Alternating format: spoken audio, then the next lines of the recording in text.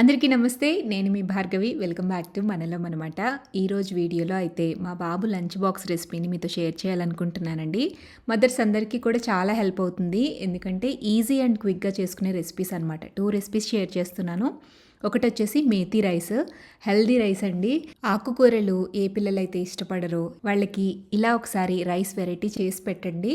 మళ్ళీ మళ్ళీ చేయించుకుని తింటారు. చాలా బాగుంటుంది. మంచి పులావ్ ఫ్లేవర్తో బిర్యానీ లాగా అనిపిస్తుంది అనమాట. పిల్లలు చాలా ఇష్టంగా తింటారు. అండ్ దీంతో పాటుగా శాండ్విచ్ ఒకటి చేస్తున్నాను. స్వీట్ కార్న్ మష్రూమ్ శాండ్విచ్ అనమాట. మా పిల్లలకి రెగ్యులర్గా మార్నింగ్ బ్రేక్ఫాస్ట్ అలాగే లంచ్ 2 ప్రిపేర్ చేసి పెట్టాలి. ఆ విషయం మీలో చాలామందికి తెలిసే ఉండొచ్చు. సో ఈ 2 రెసిపీస్ని మీతో షేర్ చేస్తాను. మీ పిల్లలకి కూడా ఇది చాలా బాగా నచ్చుతుంది అండ్ మీకు హెల్ప్ అవుతుంది. ఫస్ట్ మనం ప్రిపరేషన్ స్టార్ట్ చేసే ముందు రైస్ని నానబెట్టేసుకుంటే ఒక పావు గంటలో రైస్ నానిపోతుంది. అప్పుడు మనం ఆ రైస్ని బాయిల్ చేస్తే రైస్ అనేది పొడి పొడిగా ఉంటుంది. టెక్స్చర్ కరెక్ట్గా బాగుంటుంది అనమాట రైస్ వెరైటీస్ చేసుకోవడానికి. సో నేను ఇక్కడ రైస్ని అయితే నానబెట్టేస్తున్నాను. మనం రెగ్యులర్గా లంచ్ బాక్స్ చేసేటప్పుడు నార్మల్ రైసే వాడుతూ ఉంటాం కదా. ఏదైనా స్పెషల్ అకేషన్స్ అప్పుడు, స్పెషల్ డేస్ అప్పుడు బిర్యానీ రైస్ వాడుతూ ఉంటాము. మీరు ఈ రెసిపీని బిర్యానీ రైస్తో కూడా చేసుకోవచ్చు. ఏదైనా రైస్ వెరైటీ చేసేటప్పుడు మాత్రమే నేను ఇలా సోనా మసూరి రైస్ వాడుతూ ఉంటాను. లేదంటే మా ఇంట్లో రెగ్యులర్గా సింగిల్ పాలిష్ రైస్ ఉంటాయి అన్నమాట. సో కొంచెం లైట్ బ్రౌన్ కలర్లో ఉంటుంది రైస్. ఫైబర్ కూడా వెళ్తుంది కదా, సో హెల్త్కి మంచిదని చెప్పేసి రెగ్యులర్గా ఆ రైస్ని వాడుతూ ఉంటాం. అండ్ అలాగే నేను మెంతి కూరని ఆల్రెడీ ముందు రోజే కట్ చేసి పెట్టేసుకున్నానండి. మనం మార్నింగ్ లేవగానే లంచ్ బాక్స్ చేసేటప్పుడు ఏం చేయాలని ఆలోచించకుండా ముందు రోజే మనం ప్లాన్ చేసేసుకుంటే ఉదయం హడావిడి లేకుండా ఉంటుంది. సో మ్యాక్సిమం నేను ఏమైనా చాప్ చేసుకోవాలి అనుకుంటే బెండకాయలు, దొండకాయలు ఇలాంటివి చాప్ చేసుకోవాలనుకున్నప్పుడు ముందు రోజు నైటే నేను ప్రిపేర్ చేసేసుకుని చాప్ చేసేసుకుని ఫ్రిడ్జ్లో పెట్టుకుంటూ ఉంటాను అనమాట. సో మెంతి కూరని కూడా నేను కట్ చేసుకుని పెట్టేసుకున్నాను. ఈ బియ్యం నానేలోపు మనం ఈ మెంతి కూర రైస్కి కావాల్సిన ఇంగ్రీడియంట్స్ అన్నీ కూడా వెజిటబుల్స్ అన్నీ కట్ చేసేసుకుందాము. ఉల్లిపాయలు కావాలి, టమాటాలు కావాలి, బంగాళదుంపలు కావాలి, అలాగే కొద్దిగా గ్రీన్ పీస్ ఇవి ఉంటే సరిపోతుందండి. సో నేను ఉల్లిపాయల్ని, టమాటాలని అలాగే బంగాళదుంపల్ని కూడా కట్ చేసుకుని పెట్టేసుకుంటున్నాను. దీనికి కొంచెం హోల్ గరం మసాలా వేస్తామండి. నేను గరం మసాలా పౌడర్ యూస్ చేయను. Just whole garam masala ingredients మాత్రమే వేస్తాను అనమాట. అన్నీ వేసుకోవచ్చు. చెక్క, మొగ్గ, యాలుక్కాయలు, అనాస పువ్వు, మరాఠీ మొగ్గ, అలాగే కొద్దిగా జీలకర్ర, సోంపు అండ్ బిర్యానీ ఆకు, జీడిపప్పు ఇవి వేస్తామండి. సో అన్ని ఇంగ్రీడియంట్స్ కూడా ఒక ప్లేట్లో పెట్టేసుకుంటే మనం ఏది మర్చిపోకుండా వెంటనే వేసేసుకుని ఫాస్ట్గా తయారు చేసేసుకోవచ్చు. రైస్ కూడా నానబెట్టి ఆల్మోస్ట్ 15 మినిట్స్ అయిపోయింది. ఈ రైస్ని ఇంకా ఉడికించేసుకోవచ్చండి. రైస్ బాగా కడిగేసుకున్న తర్వాత ఒక గ్లాస్కి 2 గ్లాసుల దాకా వాటర్ వేసేసి అందులో కొంచెం ఉప్పు కూడా వేస్తున్నాను. నేను సింగిల్ గ్లాస్ రైస్తోనే చెప్తున్నానండి ఈ రెసిపీ. అంటే సుమారుగా 250 గ్రాముల దాకా ఉంటాయి బియ్యం. అండ్ మెంతాకు కూడా పావు కిలో అండి, అంటే 250 గ్రామ్స్ అనమాట. రైస్ ఎంత తీసుకుంటున్నామో మెంతాకు కూడా అంతే తీసుకోవాలి. ఈ కొలత చూసుకోండి. అండ్ పాలు కూడా పక్కన మరగబెట్టేస్తున్నానండి. యాక్చువల్గా అయితే మార్నింగ్ టైంలో నేను పాలు ఇవ్వను పిల్లలకి, ఈవినింగ్ టైంలో ఇస్తూ ఉంటాను అనమాట. అయితే మా పెద్ద బాబు ఆకలిగా ఉందని చెప్పేసి అంటున్నాడు. సో వెళ్ళే ముందు కొద్దిగా పాలు ఇస్తే స్కూల్కి వెళ్ళే వరకు ఆకలి వేయకుండా ఉంటుందని చెప్పేసి కొంచెం పాలు కలుపుతామని పాలనైతే మరగబెడుతున్నానండి. ఇక్కడ మీకు ఒక హెల్ప్ఫుల్ అయ్యే వెజల్ గురించి చెప్పాలి. మీకు పాల కుక్కర్ ఐడియా ఉందా? ఈ రోజుల్లో అయితే పాల కుక్కర్ ఎవ్వరూ యూజ్ చేయట్లేదు, బట్ పాతకాలంలో చాలామంది వాడేవాళ్ళు. నాకు కూడా ఇది చాలా హెల్ప్ అవుతుందండి. నేను ఎప్పుడు పాలు మరగబెట్టినా పాలు పొంగిపోతూనే ఉంటాయి. చిన్న గిన్నె పెడితే పొంగిపోతాయి, పెద్ద గిన్నె పెడితే పాలు ఇంకిపోతాయి.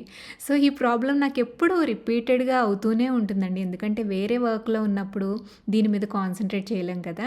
అక్కడే మనం పని చేసుకుంటే మాత్రమే పాలని ప్రాపర్గా బాయిల్ చేసుకుని పక్కన పెట్టుకోగలుగుతాము.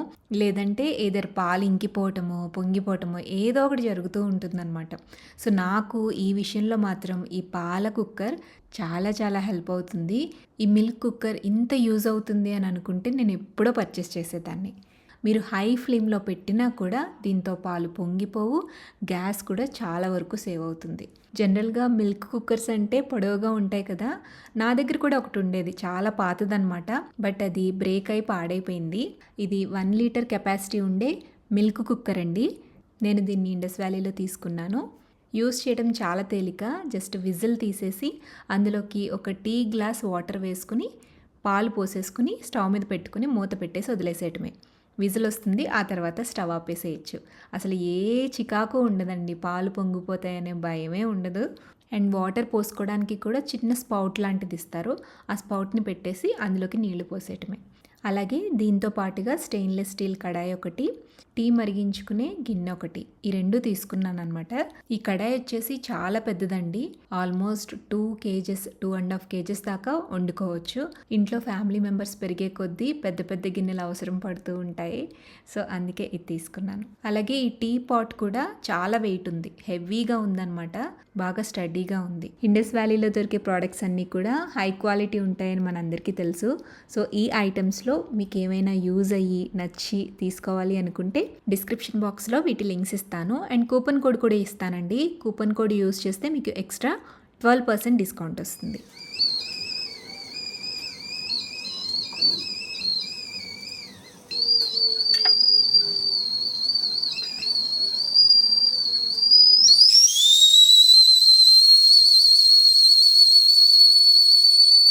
చూడండి, పాలు హై ఫ్లేమ్లో పెట్టినా కూడా అస్సలు పొంగవు, విజిల్ సౌండ్ పెరుగుతుంది తప్ప పాలు పైకి రావు. బాగుంది కదా. పాలు కొంచెం గోరువెచ్చగా అయిన తర్వాత మిల్క్ కలుపుతానండి. అయితే నేను మిల్క్ పిల్లలకి ఇవ్వడానికి హోమ్ మేడ్ మిల్క్ పౌడర్సే యూజ్ చేస్తున్నానండి చాలా రోజులుగా. బయట ప్రిజర్వేటివ్స్ ఉండే మిల్క్ పౌడర్స్ని పూర్తిగా అవాయిడ్ చేసేసాను అనమాట. ఈ మిల్క్ పౌడర్స్ని ఇంట్లో చాలా ఈజీగా చేసుకోవచ్చు, హెల్దీ వేలో చేసుకోవచ్చు. అది ఎలా చేసుకోవాలో నేను ఆల్రెడీ అమ్మ చేతి వంటల్లో పోస్ట్ చేశానండి, మీలో చూసి ఉండొచ్చు, కొంతమంది చూడకపోయి ఉండొచ్చు. చూడకపోతే డిస్క్రిప్షన్ బాక్స్లో ఆ రెసిపీ లింక్ ఇస్తానండి, మీరు ట్రై చేయండి, చాలా బాగుంటుంది. రాగులతో ఒక రెసిపీ చేశాను, గోధుమలతో ఒక రెసిపీ చేశాను, రెండు మిక్స్ చేసి కూడా చేసుకోవచ్చు మీరు. అయితే ఆ పౌడర్ని ఫస్ట్ కొంచెం చల్లటి పాలల్లో ఉండలు లేకుండా కలుపుకున్న తర్వాత మీకు స్వీట్నెస్ కోసం షుగర్ కానీ బెల్లం కానీ వేసేసుకుని కలిపేసుకున్నాక అందులోకి వేడి పాలు వేసి డైల్యూట్ చేయండి. చక్కగా పౌడర్ పాలల్లోకి కలిసిపోతుంది అనమాట ఇలా చేస్తే.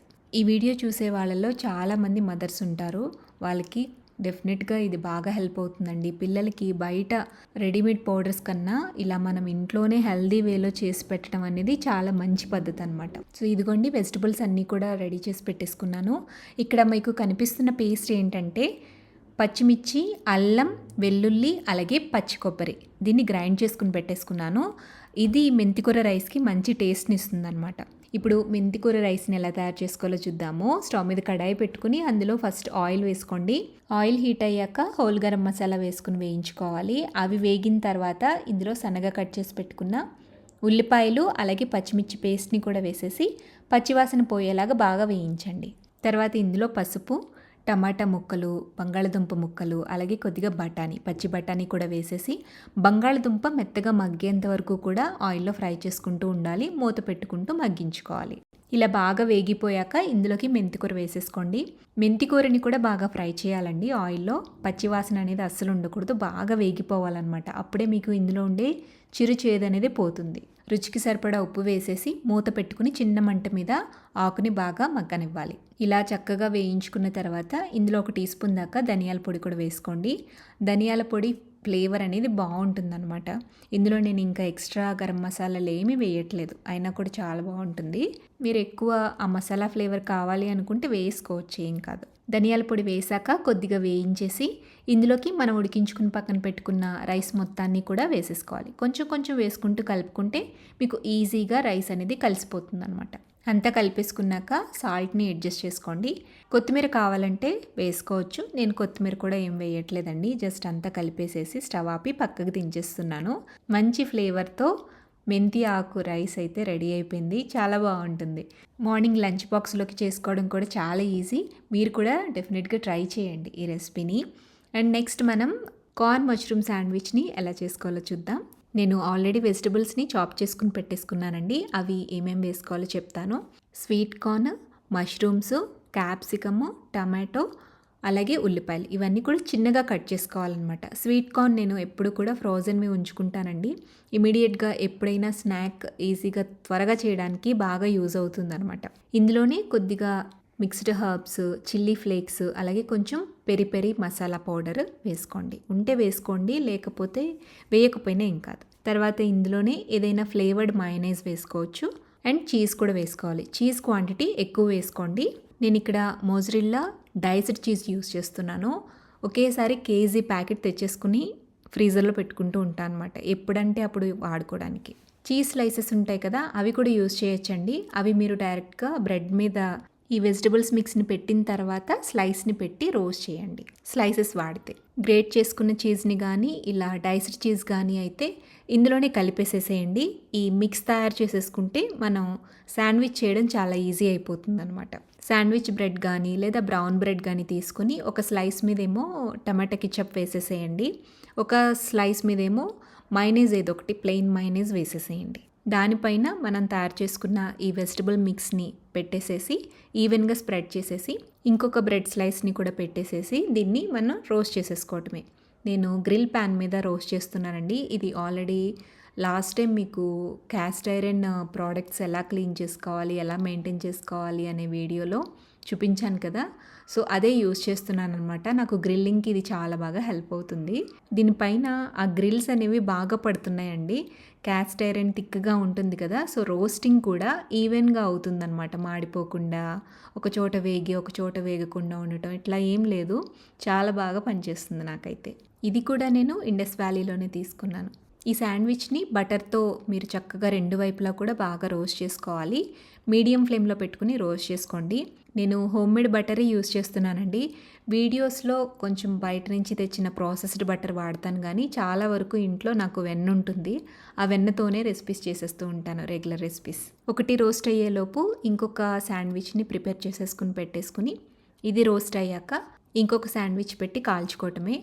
ఇలా మీరు రోస్ట్ చేసేటప్పుడు కొద్దిగా గరిటెతో ప్రెస్ చేస్తే మీకు ఆ గ్రిల్స్ లైన్స్ అనేవి బాగా పడతాయి అండ్ రోస్ట్ అవ్వడం కూడా ఈవెన్గా రోస్ట్ అవుతుంది. సో శాండ్విచ్ కూడా రెడీ అయిపోయిందండి. ఇంకా బ్రేక్ఫాస్ట్ అలాగే లంచ్ రెండు కూడా బాక్స్లో పెట్టేసేసి పంపించేసేయాలి. కొద్దిగా రైతా కూడా పెడతానండి, కర్డ్ రైతా. అందులోనే కొంచెం ఈ వెజిటబుల్ సలాడ్ కూడా ఇంక్లూడ్ చేసేస్తానన్నమాట. క్యారెట్, కీరా, టమాటో, ఆనియన్ ఇవన్నీ ఉంటాయి కాబట్టి పెరుగుతో పాటు అవి కూడా వెళ్ళిపోతాయి. సో మా పిల్లల లంచ్ బాక్స్ అయితే ఒక్కరోజు నేను ఏం ప్రిపేర్ చేశాను అనేది మీతో షేర్ చేశాను. మదర్స్ అందరికీ కూడా ఈ వీడియో బాగా హెల్ప్ అవుతుందని అనుకుంటున్నాను. వీడియో నచ్చితే డెఫినెట్గా లైక్ చేయండి. మళ్ళీ ఇంకొక మంచి వీడియోతో మిమ్మల్ని కలుస్తాను. అంతవరకు కీప్ వాచింగ్ మనలో మనమాట.